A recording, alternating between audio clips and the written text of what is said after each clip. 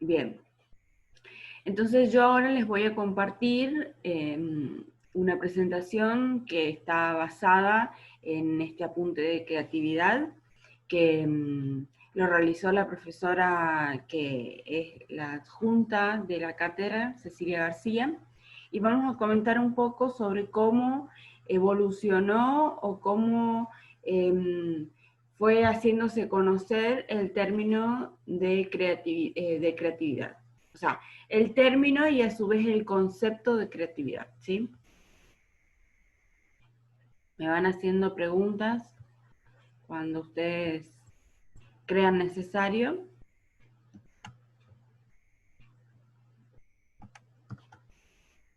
Bien, ¿ven ahí? ¿Se ve la Sí, pantalla? profe. Perfecto. Bueno, escuchamos todo el tiempo acerca de que hay distintos tipos de creatividades, ¿no? Se dice que está la creatividad científica, que hay una creatividad que está ligada a todo lo que tenga que ver con el comercio, a la economía, sobre todo en estos momentos en donde estamos pasando por una crisis bastante profunda como país, como a nivel mundial. Y entonces se habla mucho de la creatividad en un montón de campos y también desde la psicología se habla mucho como una actividad mental, algo que tenemos como don o algo que podemos desarrollar todas las personas. Pero en realidad surge esa pregunta que uno se hace, ¿no? Y es, bueno, realmente, ¿a qué le llamamos creatividad? ¿Hay un solo concepto que pueda englobar esto?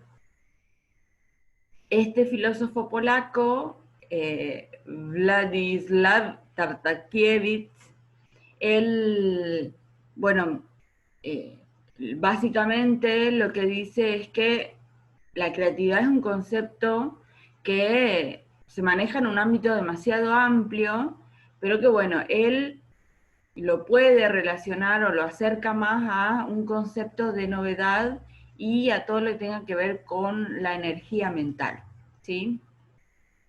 Por otro lado, Margaret Boden dice que en realidad la creatividad es un concepto bastante ambiguo y es bastante parecido a lo que manejamos como el concepto de inteligencia, ¿sí? En donde es bastante complicado poder darle un solo concepto a creatividad o una sola definición a este concepto, porque en realidad lo que podemos describir o lo que podemos decir de la creatividad son definiciones operativas, ¿sí? ¿Qué quiere decir? Que son cosas que se pueden hacer, llevar a cabo, pero no a nivel conceptual. Bien, arrancamos con estas dos miradas del concepto de creatividad y de un acercamiento a cómo se puede definir la creatividad.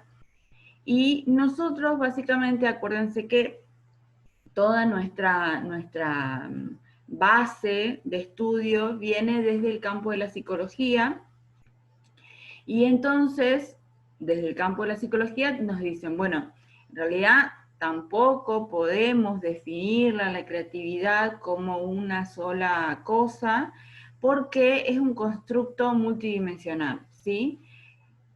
Se basa en muchos aspectos, entonces al ser un constructo es algo que eh, se sabe que existe, ¿sí? Pero es muy difícil de poder definirla o quizás es controvertida porque no abarca un solo campo, ni una sola idea de lo que es creatividad. Sin embargo, vamos a ir haciendo un recorrido en donde acá ustedes pueden ver cómo las distintas teorías que estaban hablando de creatividad a lo largo del tiempo fueron cambiando y en un principio se decía que era un proceso mental que tenía que ver básicamente con lo biológico, ¿sí? En donde vos nacías o no nacías con capacidades de ser más inteligente o más creativo. Fíjense cómo ya había toda una orientación en donde decían que esto era biológico básicamente. Después, esto fue avanzando y este proceso se fue convirtiendo en realidad en algo ambiental.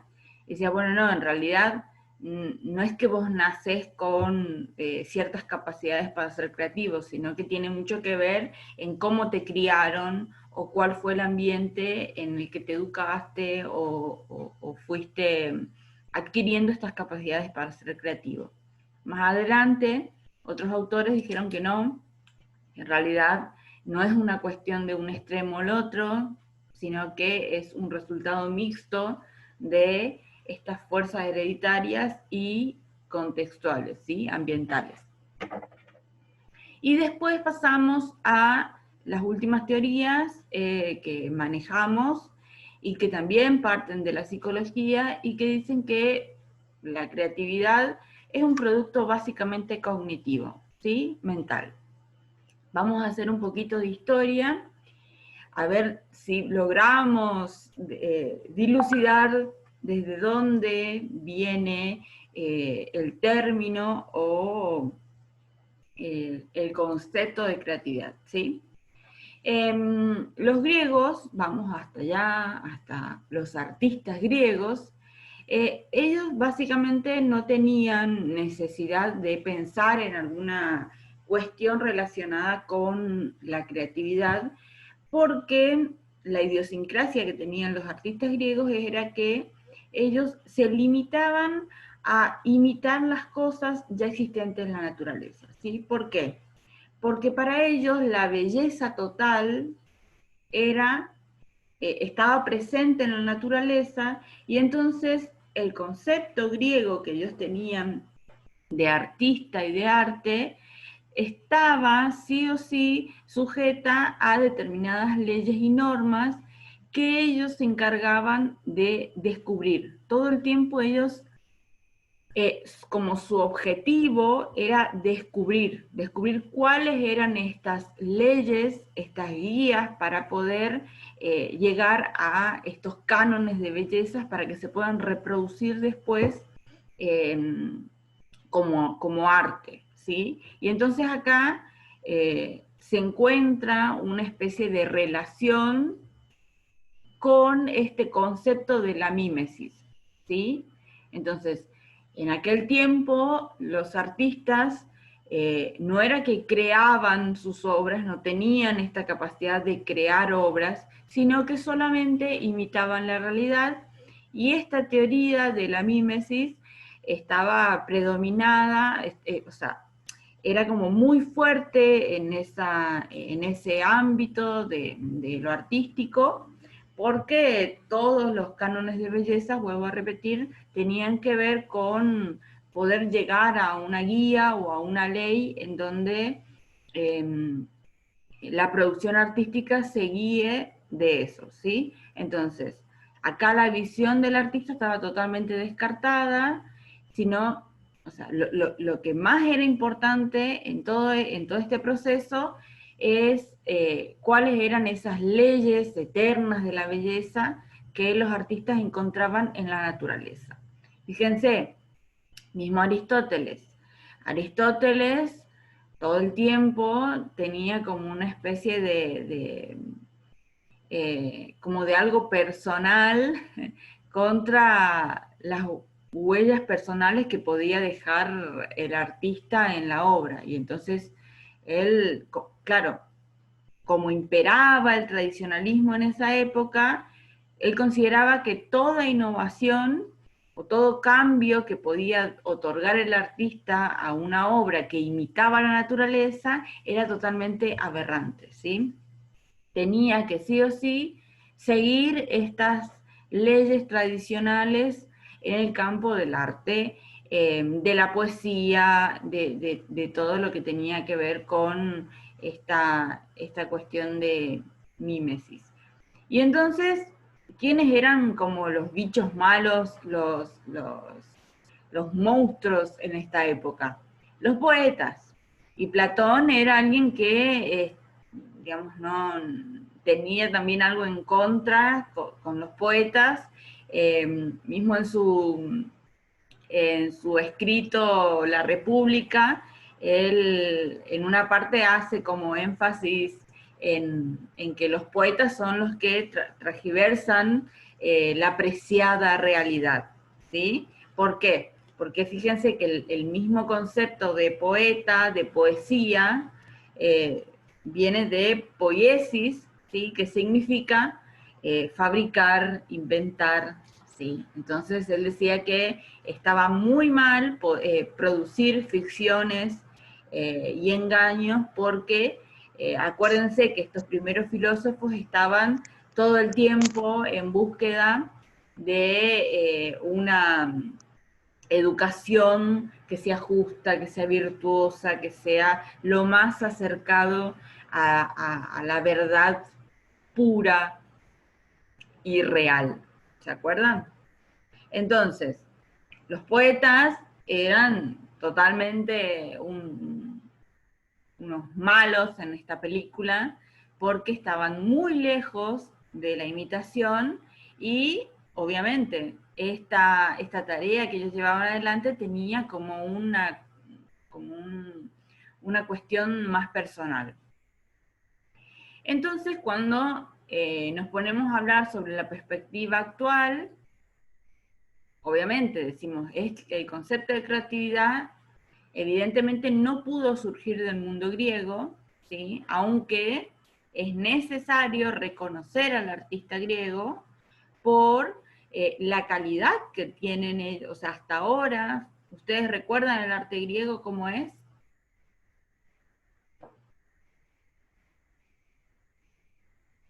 Sí, como que buscan mucho la perfección del rostro humano y todas esas cosas. Como que buscan como una perfección, pero más o menos fría. No sé si Totalmente me explico. objetiva, ¿no? En donde acá el artista estaba considerado muy bueno cuando lograba reproducir esa realidad que le circundaba de la naturaleza en este producto, ¿sí? Considerado arte, pero que tenía que seguir esos cánones de belleza y de imitación. Entonces, lo que podemos decir desde el vamos es que el artista no se percibía a sí mismo como un creador, sino que era como eh, un instrumento, ¿sí? De reproducción y que tenía que ver con esta búsqueda y este descubrimiento de estos cánones de belleza, ¿sí? En el campo de la filosofía, ustedes recuerdan el mito de la caverna, en donde tampoco había esta posibilidad de crear, sino que básicamente una persona, un ser humano, se podía convertir en filósofo si se podía desatar de esas cadenas, salir de las sombras, salir de la cueva y alcanzar la sabiduría, digamos. Era eso. Se convertía en filósofo esa persona, quien lograba llegar a la luz, a la verdad. Entonces, desde el campo de la filosofía podemos decir que tampoco eh, está presente el término de creatividad ni como concepto ni como ningún tipo de proceso de producción intelectual, ¿sí? Entonces, vamos a hacer una especie de recorrido en lo que tiene que ver el término de la creatividad, ¿sí? Lengua griega, nada, no hay nada cercano al término de creatividad, porque obviamente no, el concepto de creatividad no existía. En el latín sí existían los términos creatio y creare, los romanos los usaban, pero en un sentido como distante de lo que hoy conocemos creatividad, ¿sí? Creator era padre, creator urbis, fundador de una ciudad, y en donde podemos decir que se vislumbra como algo más cercano a lo que hoy conocemos como creatividad, pero que se le dio como un sentido mucho más profundo a la creación, al acto de la creación, y era este término de creatio ex nihilo, que significaba que Dios creó todo el existente, Dios creó todo lo que conocemos de la nada, y entonces solo Dios puede crear, solo Él tiene esta capacidad del acto divino, y obviamente no es accesible a los hombres, ¿sí? En el siglo XVII y XVIII ya es como que este término empieza recién a tener algunas relaciones ligados al arte, y de a poquito se va desprendiendo de todo lo que tenga que ver con lo religioso, y quiénes son obviamente los que vuelven a vincular esta capacidad de crear o de ser creativos, los poetas, ¿sí? La poesía es quien viene a cortar con esa tradición en donde la creatividad era solo una cuestión vinculada con Dios, con lo religioso, y pasa a ser una cuestión como más terrenal, ¿sí? Más ligada al hombre. Y entonces podemos decir que lo único que se encuentra en estos inicios del término de la creatividad es que estaba vinculada con el concepto de imaginación, ¿sí? En el siglo XIX ya el término creador se extiende a todos los humanos, ¿sí? Entonces, eh, ya se dice, no es que se crea de la nada, o sea, Dios hizo todas las cosas de las nada, sino que los seres humanos podemos crear. Fíjense, en el siglo XIX ya apareció este concepto en donde nosotros tenemos la capacidad de poder crear algo de elementos ya existentes, ¿sí? Fíjense, Tartarkiewicz dice, durante mucho tiempo, creador fue sinónimo de artista, ¿sí? Y ya en el siglo XX, el concepto no es exclusivo a los artistas, a quienes hacen arte o hacen alguna actividad como más ligada a lo imaginativo, a la novedad, sino que está ligado a todas las personas y a todas las actividades en todos los campos de la cultura, ¿sí? Y desde el siglo XX es donde uno puede ser o ser considerado creativo en la cocina, con la ropa, con, no sé, con estrategias de estudio, etcétera, etcétera, en todos los campos de la cultura posible, y obviamente está ligado a todas las personas. Entonces podemos vislumbrar 4 grandes fases, ¿sí?, que fue sufriendo el término y el concepto de creatividad, en donde por 1000 años, fíjense, directamente el concepto de creatividad no existió directamente. Los romanos sí poseían el concepto de creatividad, pero nunca lo aplicaron tal como lo conocemos hoy. Luego, en una segunda fase, eh, creator era sinónimo de Dios, y entonces fue así hasta la época de la Ilustración, ¿sí? Solamente en el campo de la teología, de la religión.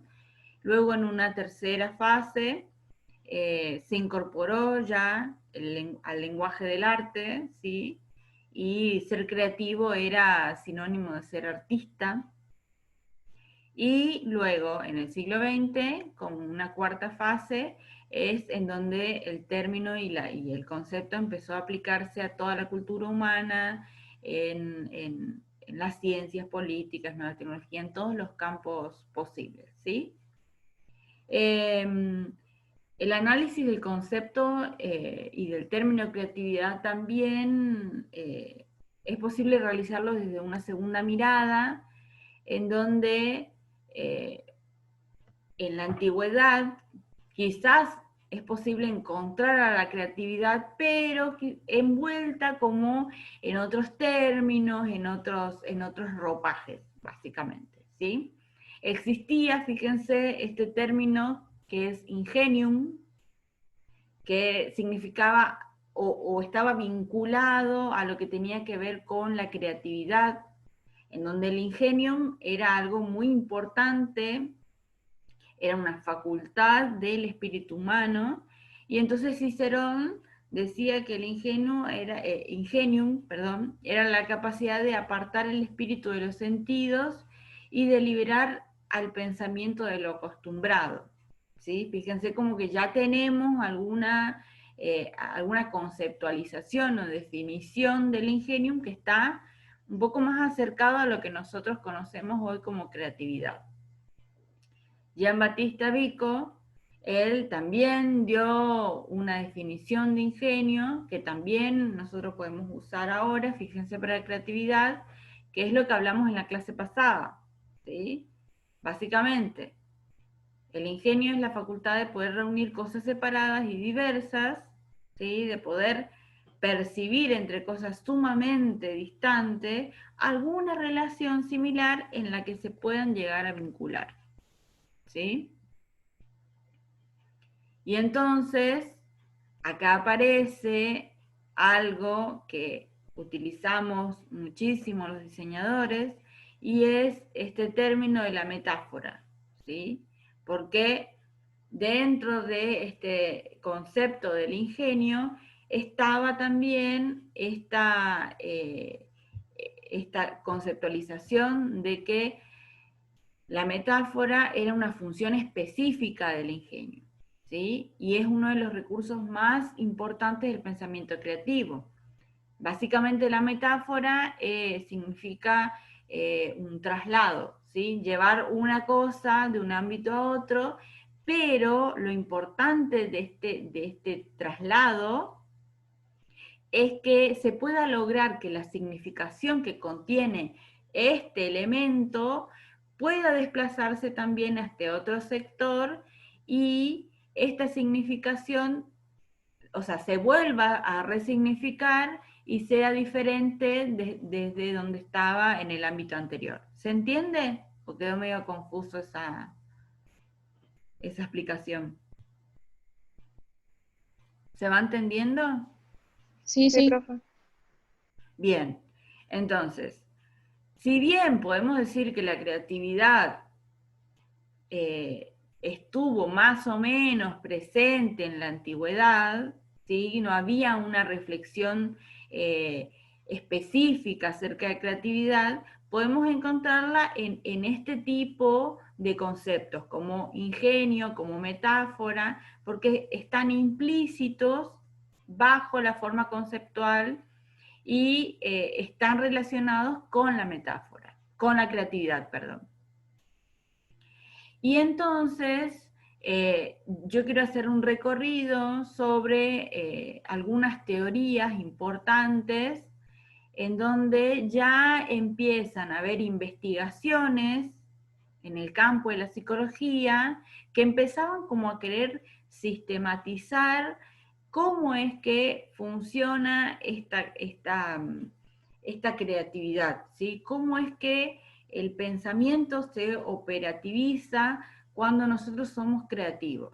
Vamos a hacer un repaso bastante rápido porque ya nos quedan solo 10 minutos de esta reunión de Zoom. Podemos seguir después en una segunda, pero bueno, vamos a arrancar con John Dewey, y necesito que ustedes me vayan diciendo a qué les hace acordar estas fases o estos niveles que van presentando estos teóricos. Fíjense, en 1910, este fue un psicólogo que empezó a analizar cuáles son los actos del pensamiento y los empezó a organizar en niveles, ¿sí? Y entonces dice, bueno, lo primero que hago es encontrarme con la dificultad. Lo segundo, localizo, preciso realmente cuál es la dificultad. En un tercer nivel, planteo una posible solución y después hago un desarrollo lógico del planteamiento propuesto y por último hago observaciones y procedimientos experimentales.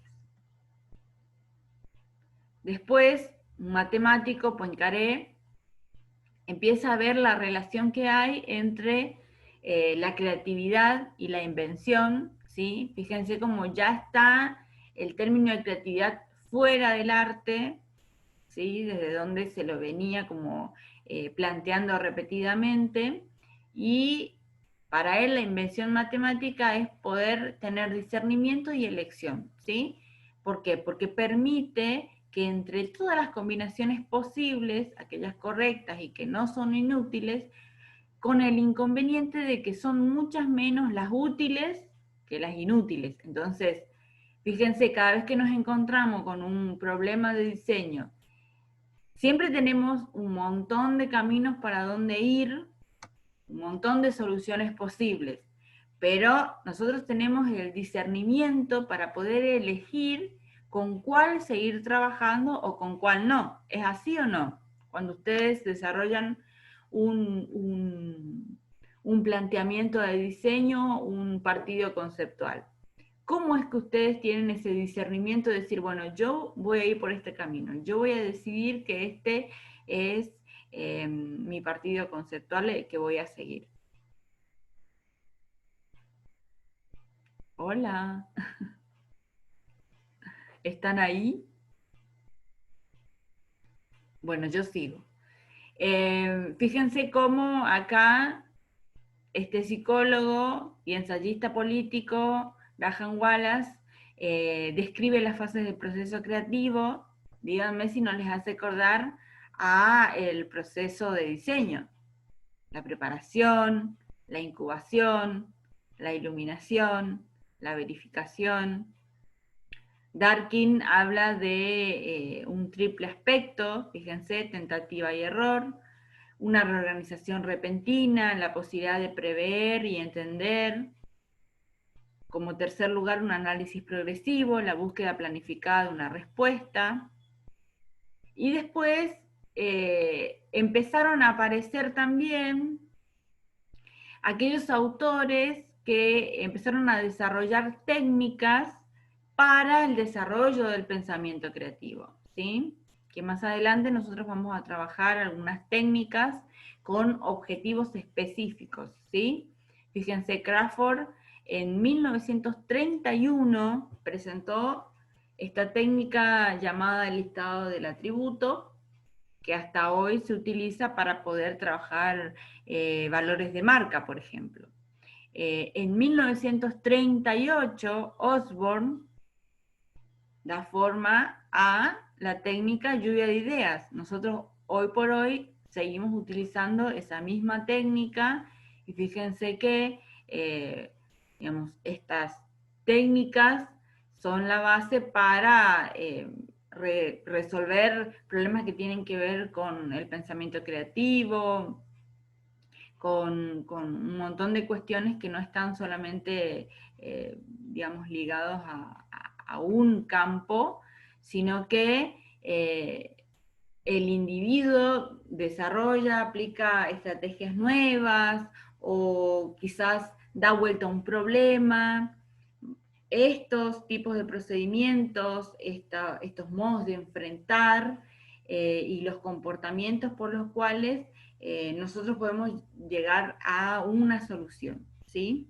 Es todo ese proceso creativo que uno realiza, y entonces estos autores lo que hicieron fue armar como una especie de procedimiento sistemático que nosotros hoy conocemos como técnicas de creatividad o técnicas para el desarrollo del pensamiento creativo. Bien, ¿están por ahí? ¿Me siguen? Sí, profe. Sí, profe. Bien, ¿se va entendiendo hasta acá?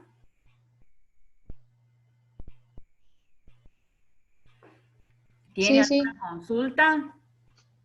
Por ahora no. Bien, ya se está por terminar el tiempo, así que vamos a hablar de esto último, ¿sí? Que tienen que ver con cómo es que los autores empezaron a trabajar el concepto de creatividad y ya con el objetivo de poder sistematizar operacionalmente cuáles son aquellos pasos o fases involucrados en el proceso creativo. Y fíjense cómo todos estos procesos coinciden también con la propuesta de análisis de cómo funciona la mente humana, ¿sí? ¿Recuerdan a Alan Turing? Él básicamente es el padre de la computación, de la inteligencia artificial, ¿sí? En donde desde el 1950 dice, bueno, básicamente una computadora también puede hacer todo lo que hace un hombre, ¿sí? Incluida esta función de pensar. Y entonces su objetivo, desde el campo de la inteligencia artificial,